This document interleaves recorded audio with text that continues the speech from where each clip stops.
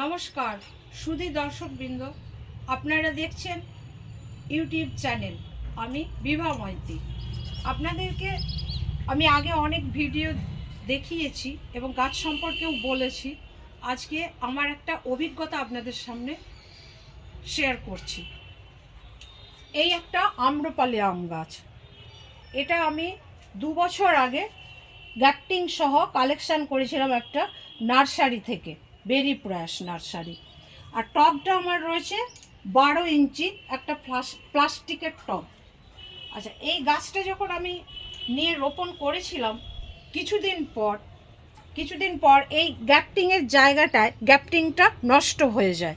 আমি ভাবলাম যে যাহ, এত টাকা দিয়ে গাছটা কালেকশান করলাম, গাছটা নষ্ট হয়ে গেল, তাহলে আমি ওই জন্য গাছটা ফেলিনি, যেহেতু আমার একটু কষ্ট হয়েছিল।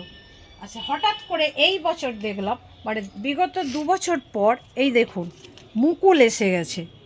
এই যে মুকুল এসে গেছে দেখুন গাছটাতে। এই জন্য আমি আপনাদের কাছে শেয়ার করছি যে আপনারা যখন গাছ কিনবেন নার্সারি থেকে, তখন একটু দেখে কিনবেন, যাতে গ্যাপটিংয়ের জায়গাটা আগামী দিনে নষ্ট না হয়ে যায়। তো সেই সূত্রে এটাও বলবো, যদিও বা নষ্ট হয়ে যায়, তবু আপনারা গাছটাকে ফেলবেন না, কারণ আপনারা পরীক্ষা করে দেখবেন যে ওই গাছটা কিছুদিন পর ফল আসে কিনা।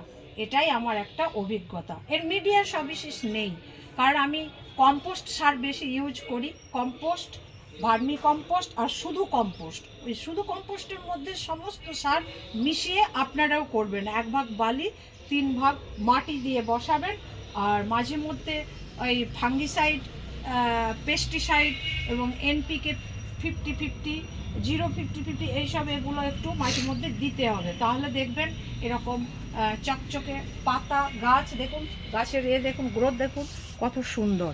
এইগুলো আপনারা যদি ইউজ করেন, তাহলে নিঃসন্দেহে টবে এরকম একটা সুস্থ সবল গাছও পাবেন, ফলও পাবেন। থ্যাংক ইউ, ধন্যবাদ, ভালো থাকবেন।